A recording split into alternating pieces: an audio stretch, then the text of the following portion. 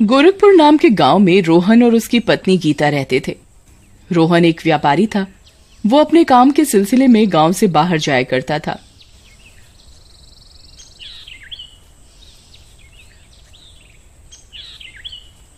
रोहन की बीवी एक गृहिणी थी। वो अपने घर का काम किया करती और अपने खाली समय में सुंदर सुंदर पेंटिंग्स बनाया करती और उसे बाजार में बेच दिया करती।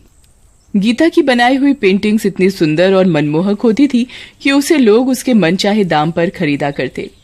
एक दिन गीता अपने घर के बाहर पेड़ के नीचे एक औरत का चित्र बना रही होती है। गीता इस बात से बिल्कुल अनजान थी कि उस पेड़ पर एक चुड़ैल रहती है। गीता चित्र बना ही रही होती है, तभी वो चुड़ैल भी छुपकर उसकी पेंटिंग देखने लगती है। अरे, क्या सुंदर पेंटिंग बनाई है इस औरत ने। मेरा तो मन कर रहा है कि इस पेंटिंग के अंदर ही घुस जाऊं और इस औरत का रूप ले लूं। देखते ही देखते चुड़ैल उस पेंटिंग के अंदर घुस जाती है और उस औरत का रूप ले लेती है। कुछ दिन बाद एक दिन गीता की बहन रचना गीता के घर आती है। अरे दीदी, ये तो आपने बहुत अच्छी पेंटिंग बनाई है। ये पेंटिंग आप मुझे दे दो, ये मुझे बहुत अच्छी लग रही है। मैं इसे अपने घर में ड्राइंग रूम में लगाऊंगी। अच्छा, तुझे ये पेंटिंग इतनी सुंदर लगी तो तू इसे ले जा और अपने घर पर लगा लियो। ठीक है दीदी। रचना गीता के घर से गीता की बनाई हुई पेंटिंग ले जाती है।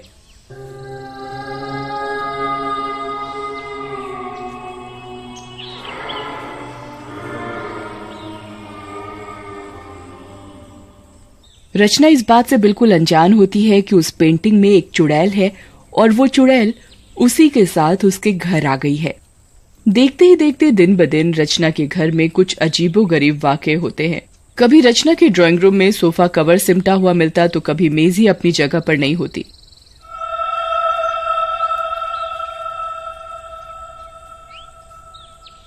एक दिन रचना परेशान होकर, अरे मुझे समझ नहीं आता ये मेरे घर पर दिन ब दिन अजीब घटनाएं क्यों हो रही हैं। मैं तो इन सब चीजों से बहुत परेशान हो गई हूँ। मेरा पूरा दिन ही घर का काम करने में निकल जाता है। एक दिन रचना अपने घर में काम कर रही होती है, तभी पेंटिंग की औरत बाहर निकलकर रचना के आगे आकर खड़ी हो जाती है।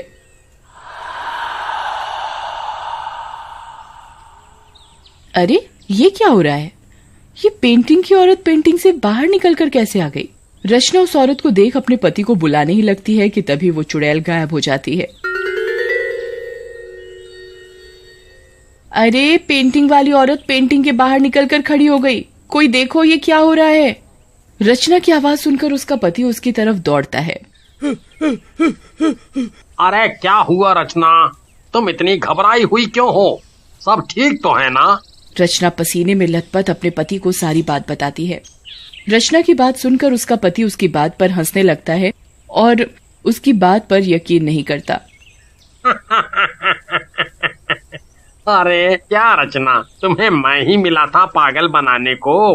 पहली बात तो ये भूत चुड़ैल कुछ नहीं होते, ये सब तो मन का वहम है।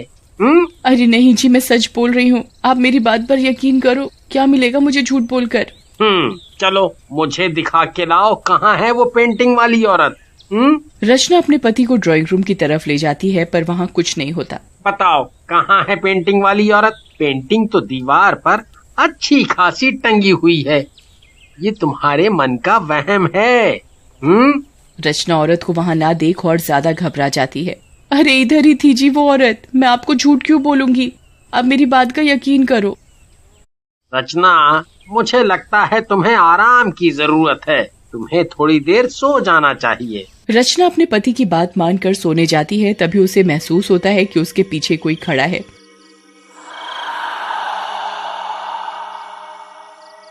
रचना एकदम से हड़बड़ा कर उठ जाती है।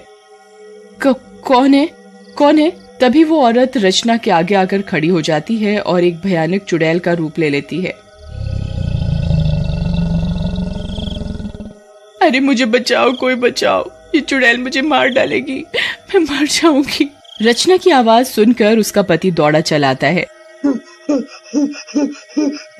रचना का पति उस चुड़ैल को देखकर बहुत हैरान हो जाता है।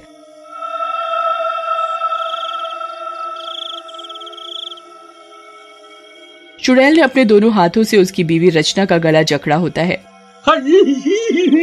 मम्मी। अरे तुम कौन हो? छोड़ो मेरी बीवी को।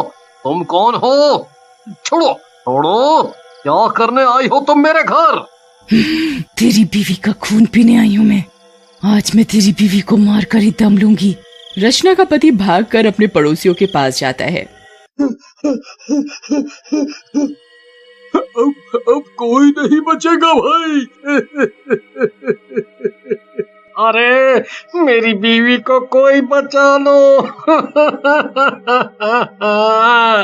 कोई मेरी बीवी को बचा लो। रचना को कोई बचा लो। क्या हुआ रचना को? अरे एक भयानक चुड़ैल ने पकड़ लिया है। उसने उसका गला जकड़ा हुआ है।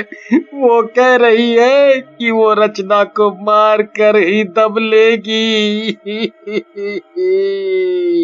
रचना के पड़ोसी भागकर रचना के घर में जाते हैं। वो उधर जाकर देखते हैं कि रचना तो बिल्कुल ठीक ठाक हालत में चुपचाप सो रही है। अरे वो चुड़ैल कहाँ गई? इधर ही तो थी वो चुड़ैल। वो मेरी बीवी का गला दबा रही थी। रचना के पड़ोसी वहाँ रचना को ठीक देखकर रचना के पति पर गुस्सा करने लगते हैं।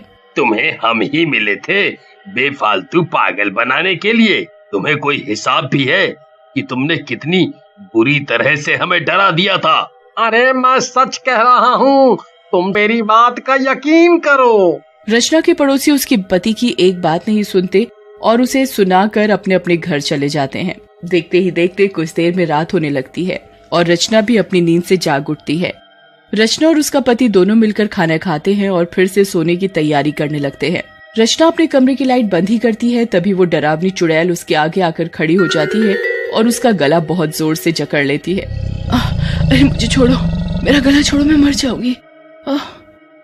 रचना का पति भी अपना पूरा जोर लगाकर अपनी बीवी को चुड़ैल से छुड़ाने की कोशिश करता है। अरे मेरी बीवी को छोड़, छोड़ तू पागल चुड़ैल। यहाँ तू क्या करने आई है? क्या करने आई है? आज मैं तुझे मारकर चैन की सांस लूंगी। चुड़ैल रचना का गला दबाई रही होती है, तभी रचना का पति ड्राइंग रूम में लगी उस पेंटिंग को लेकर आता है और उसके ऊपर मिट्टी का तेल डालकर उसे जला देता है। अरे पागल आदमी, ये क्या कर दिया तूने? चुड़ैल रचना को मार ही रही होती है, तभी रचना का पति उस पेंटिंग पर मिट्टी का तेल डालने से चुड़ैल जलने लगती है। अरे कोई मुझे बचाओ, मुझे नहीं मरना। पर रचना का पति उस चुड़ैल की एक नहीं सुनता और देखते ही देखते वो चुड़ैल भस्म हो जाती है और रचना पहले की तरह बिल्कुल ठीक हो जाती है। रचना का पति रचना को ठीक हालत में देख बहुत खुश होता है और वो दोनों चुड़ैल के मरने के बाद अपनी जिंदगी खुशी खुशी बिताते हैं।